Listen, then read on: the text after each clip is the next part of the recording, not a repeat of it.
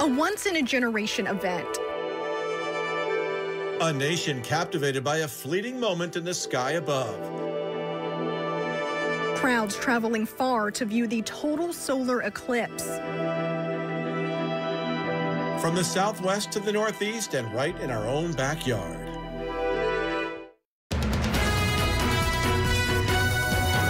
CBS 6 News starts now. First tonight at 5, it was a truly remarkable sight to see this afternoon. The sun totally blocked out or almost entirely covered, depending where you were. You and I up on the roof, yes. Loving it. It's the last time the continental U.S. will be able to view a total solar eclipse until August of 2044.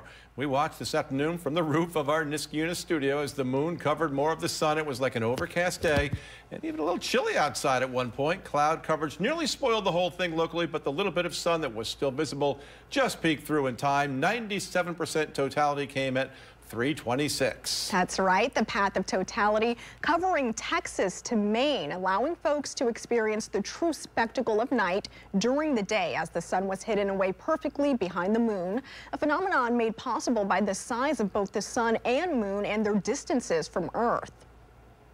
The eclipse drawing spectators from all corners of our region, some traveling to the path of totality, others opting to bask in the local glow of the partial eclipse. Yeah, CBS 6's Emma Quinn joins us live right now from the post-eclipse exodus on the side of the Northway in Glens Falls. So, Emma, you caught up with folks today. I don't see a lot of traffic behind you there just yet, so that's a good sign, I guess. But what are folks saying today? Greg, Imani, I'm live in Glens Falls tonight. Emma Quinn, CBS 6 News. A lot of traffic throughout the day for this event. It's going to build event. up for sure coming south. All right, Emma, thank you. Well, local colleges also taking advantage of this rare opportunity to open their campus doors to the community for a watch party of their own. At the University at Albany, thousands of students, staff, and community members joined on campus to watch the eclipse. The university played celestial-themed songs like Total Eclipse of the Heart. You have to play that. And Here Comes the Sun. Local poets also read original poetry related to the eclipse as everyone was awaiting the moment for the eclipse to actually happen. Many students and staff we spoke with reflected back to the 2017 eclipse and were grateful they could experience another event like this one. Last time I got to see this, I was really young and I had to use a shoebox to look into it. So, you know, this is a little bit more high-tech. I'm very excited to see the actual eclipse. We're just grateful that something as unique as an eclipse allows us to be able to enjoy the latter days of the spring semester and to do it in a way where we're able to just be outside, take in the solar eclipse, and be a community. Well said right there. Local professors also told us this is a good reminder we are all on one small planet that needs to be taken care of. And while most people watched the eclipse from the same vantage point on the ground, I caught up with one Capital Region man who had a very unique view of the historic moment. Some might say David Prescott had the best seat in the house to view today's total solar eclipse. Here's the seat belt. I should put that on. And I'll actually show you those, too, that are kind of a little different than a car. Yes. Similar, but a little different.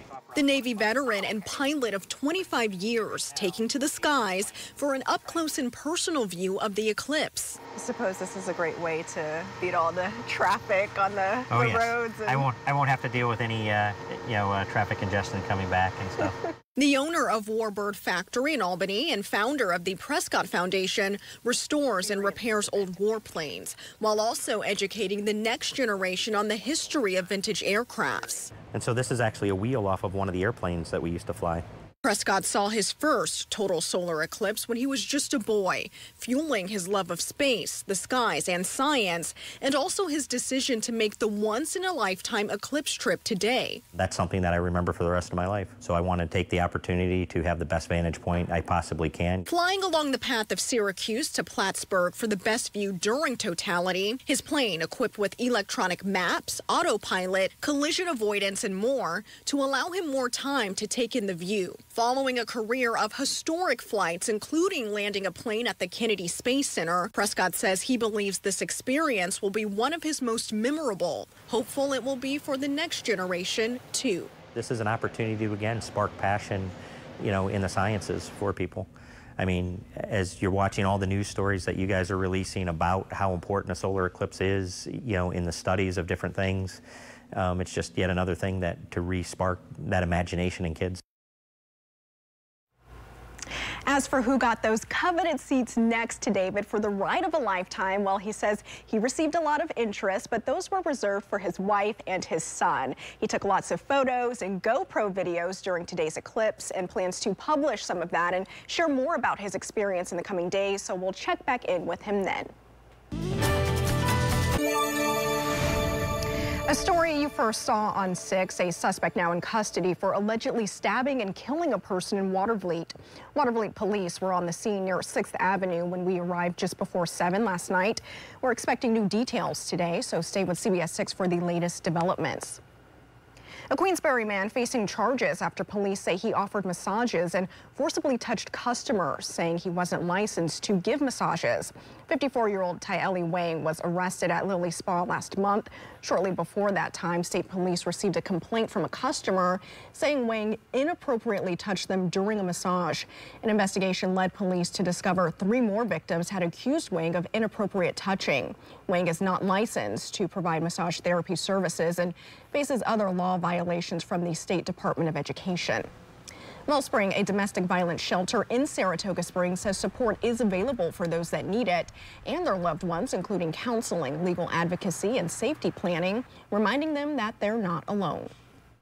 When these things happen, so often we hear from the person who has been victimized that they feel they're the only ones that's happened to, because domestic violence, dating violence, sexual assault, these are all crimes that happen out of sight, and it makes people feel very alone and isolated.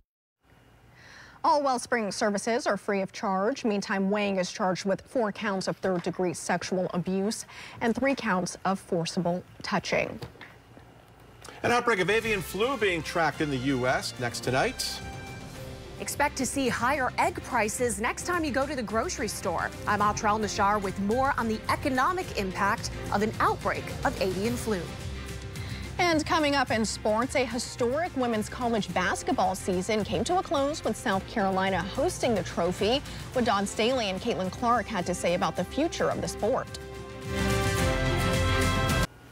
Well, health officials are saying they are closely tracking a highly infectious strain of avian flu right now. The CDC issuing a health alert after a farm worker in Texas tested positive for the virus. Officials say the threat to humans remains low, but it's causing disruptions to supply chains that will likely impact you at the grocery store.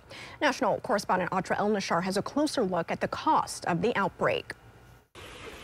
Farmers across the country are feeling quite nice at around that 70-degree mark.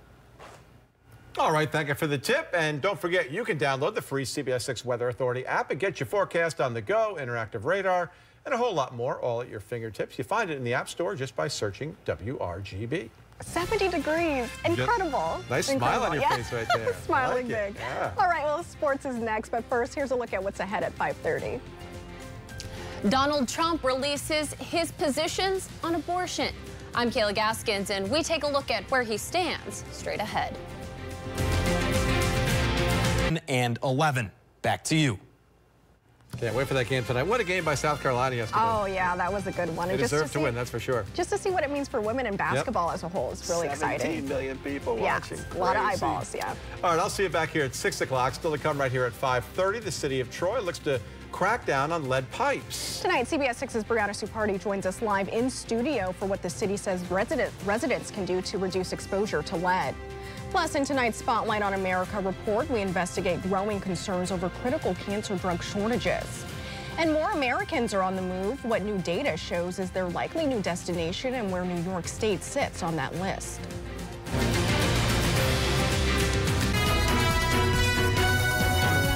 CBS 6 News starts now. First at 5:30, it's the story everyone has been talking about throughout the day. A solar eclipse seen across the capital region and New York State. Viewer Rachel O'Donnell sent these photos in from a row. Eclipse glasses were used to take the pictures, giving it that orange filter. And while most people watched the eclipse from the same vantage point on the ground, one local man got a unique view. Pilot and Navy veteran David Prescott took to the skies to get an up-close and personal view of the eclipse. He flew along the path of Syracuse to Plattsburgh for the best view during totality. Prescott, who restores and repairs old warplanes in Albany for a living, saw his first total eclipse when he was just a boy. You'll hear more from the pilot about his journey coming up tonight at 6. All right, thank you. Get your weather updates anytime with the CBS 6 Weather Authority app. Find that in your app store by searching WRGB. In case you missed it, a story you saw first on 6, a suspect now in custody for allegedly stabbing and killing a person in Watervliet. The incident taking place near 6th Avenue. And still no budget, and state lawmakers extended the deadline yesterday so many could be back in their districts today to view the eclipse. The original deadline, April 1st, pushed back twice now. And a Queensbury man facing charges after police say he offered massages and forcibly touched customers. And he wasn't licensed to give those massages. 54-year-old Ty Ellie Wang was arrested at Lily Spa last month and faces sexual abuse and forcible touching charges. In-depth coverage on all of these stories online. Just head to CBS6Albany.com. Elevated levels of lead detected in drinking water in the city of Troy. CBS 6's Brianna Supardi is live in studio with more on what people there need to know. And Bree, do we know where it was detected? Imani, I spoke with the mayor's office of charge. Imani? Bree, thank you. Today, a local business marking an important milestone. Gus's Hot Dog celebrating its 70th anniversary in Watervliet. Gus's is open from 10 a.m. until 10 p.m. tonight. They'll offer up to 7 hot dogs for 10 cents each, and you get a piece of cake to celebrate. 25th Street will be closed due to the expected crowd enjoying the classic comfort food. My dad started the business back in 1954, and we've been staying in it ever since. And we've become, over the years, we've become a staple in the area. It's been enormous. I think we're going to eclipse the eclipse. In January, Gus's Hot Dogs was added to New York State's Historic Business Preservation Registry, which honors businesses that have been in operation for more than 50 years. Former President Donald Trump laying out his abortion policy this morning. It comes amid scrutiny over increasing abortion restrictions in different states nationwide. National correspondent Kayla Gaskins joins us from Washington with a look at what it could mean for Trump's re-election chances. And that leads us to our question of the day. Should abortion laws be decided by the federal government or states? You can use your smartphone camera to scan the QR code and reach this poll. So to come, what will it take to make sure patients always have access to life-saving treatment? In tonight's Spotlight on America report, we investigate growing concerns over critical cancer drug shortages. Plus, more Americans are on the move. What new data shows is their likely new destination and where New York State sits on that list. And new data on credit scores for home buyers, why it's a positive sign for those ready to get their new home.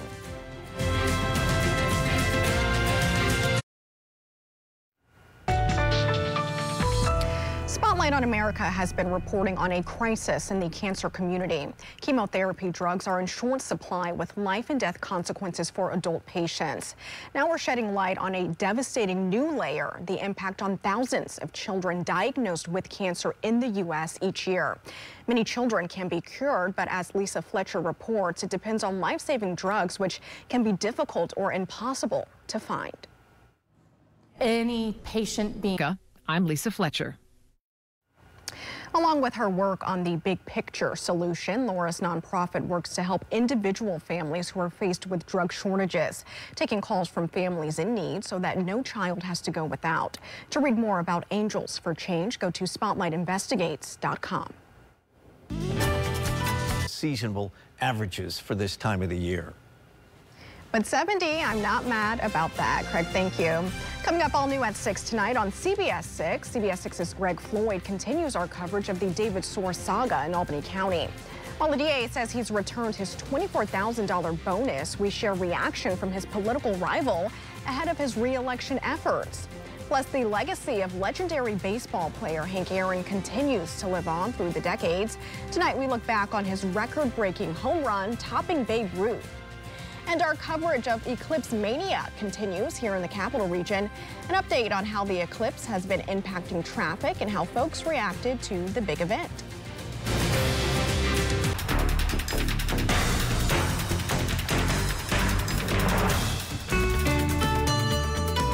A recent report shows the states where people are moving to and where they're moving from. It comes following the recent spike in New Yorkers leaving our state, something the governor says she wants to change. CBS's Christian Benavides reports on one woman's choice to head south. Other top growth states to round out the top 10 include Idaho, Washington, Arizona, Colorado, and Virginia. Meantime, the average homebuyer credit score reaching an all-time high. It's up to 737 according to Optimal Blue's March Monitor report. The company began tracking this data in 2018. The report shows a 17% month-over-month rate lock volume growth as spring buying season starts. 30-year benchmark interest rates are down to 6.74%. The average loan is up to $367,000. The average home purchase price is now $463,000. Millennials and Gen Z facing rising stress levels when it comes to high medical costs. According to a study from Assurance IQ, 67% of Gen Z and 62% of millennials avoid seeking health care because of the price. That's compared to 46% of Americans overall. A similar study done last year by the Federal Reserve found that a quarter of all Americans went without medical care in 2022 because of the price. Well, still to come tonight, turning our eyes to the skies. You'll hear from a local man who may have had one of the best views of today's total solar eclipse. Stay with us.